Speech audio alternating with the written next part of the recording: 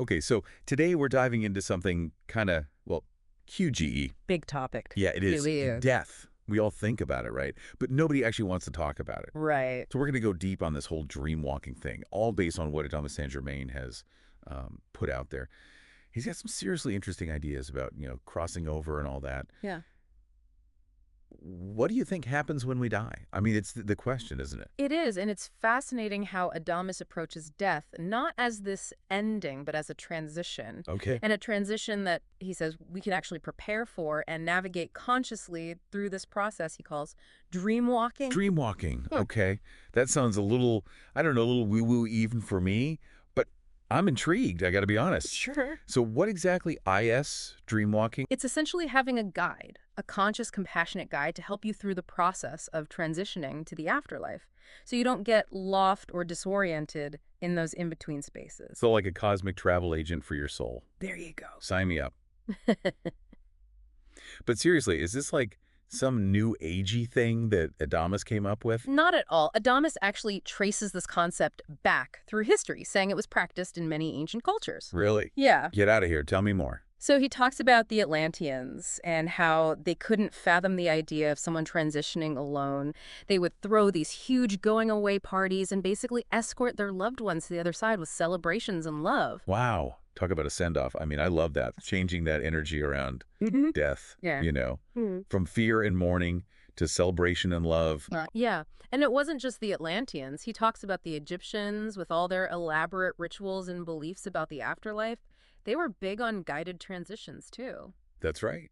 You think about those tombs and everything, it was a whole process. It Exactly. wasn't just like a burial. It was meant to be a journey. A meticulously planned journey into the next realm. Yes, exactly. And Adamus also mentions indigenous cultures in Australia, Africa, South America that have maintained this tradition of guiding people through the death process with compassion and understanding for centuries. It's amazing to think about dream walking having roots all over the world, It makes you wonder why we seem to have lost touch with this ancient practice. What happened? That's a good question. And you see, Adamus points out that before Christianity, death was often viewed as just a natural part of life, something to be celebrated and understood rather than feared, and dream walking was a way to ensure a smooth and joyful transition. It makes sense. If you believe that your loved one is simply moving on to another realm, Yeah. you'd want to send them off with joy and support, right? Yeah. Not fear and sadness. Absolutely. But then as Christianity spread, death became increasingly associated with sadness, fear, and this looming sense of judgment. Like, were you good enough to get into heaven? It's true. The whole thing shifted. It became less about celebrating a life lived and more about, like, did they make the cut? No wonder we're so afraid of it. Right. Exactly. And that's where the role of a dream walker becomes even more crucial. Imagine facing that kind of fear and uncertainty, not knowing what to expect, while everyone around you is freaking out.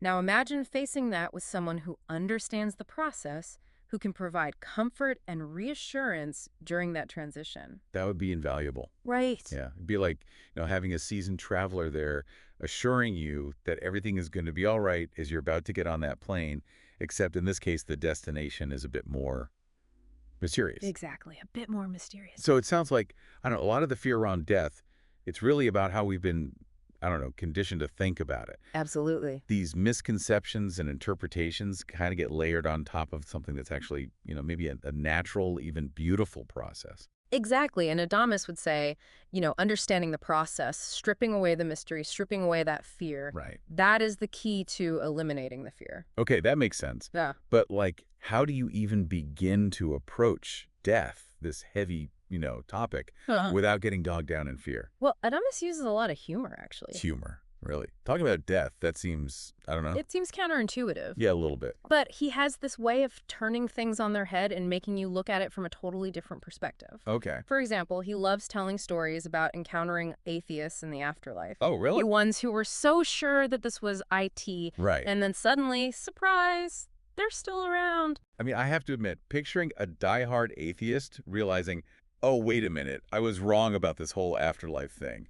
That's kind of funny. Yeah, exactly. And he tells this one story about this atheist who, after realizing she was still very much conscious, decided, you know what?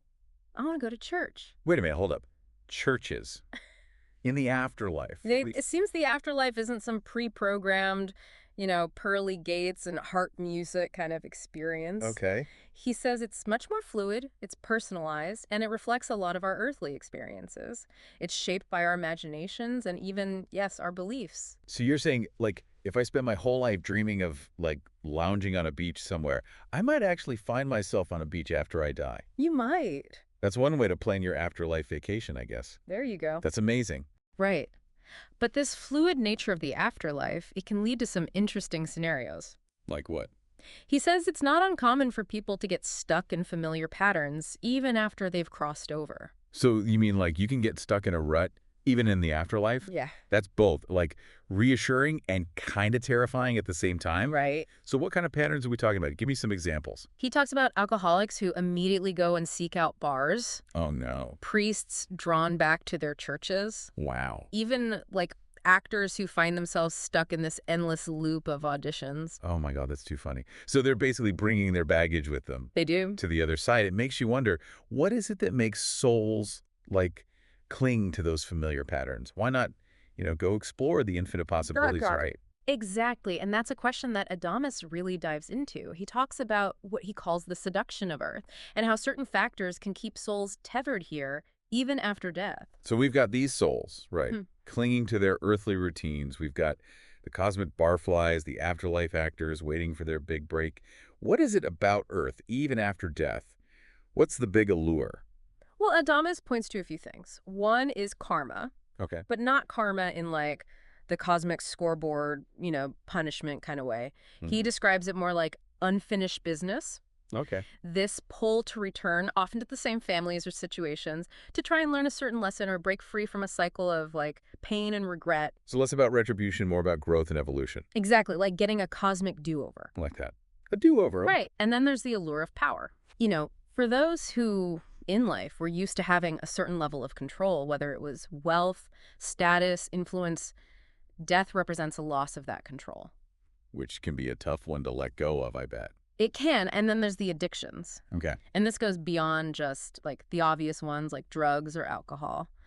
Adamus believes the most pervasive addiction is to energy, the way we feed off the energy of others, the drama, the intensity of it all. I see. So trading in that constant energy fix for something, I don't know, more expansive. It could be a little daunting for some. Well, exactly. It's like giving up caffeine. You'll feel better eventually, but that initial withdrawal, it's brutal. It can be rough. But here's the thing. Adamus argues that what awaits us on the other side is far more exhilarating, more fulfilling than anything we could ever experience here. He wants us to see death not as this loss, but as a release, a liberation from the limits of this physical form. Okay, now you're making me think about those caterpillars, right?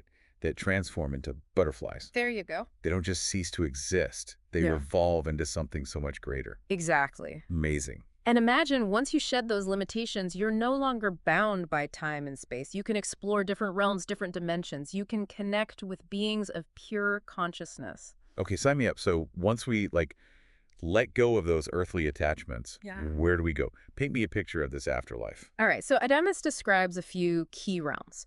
One of the first stops is what he calls the near-Earth realms. It's basically like an energetic layer that surrounds the Earth. So like a cosmic layover on your soul's journey. Exactly, and he says it's a lot like Earth in that it can have cities, familiar settings. Okay. But here's the thing, it's all shaped by imagination and belief.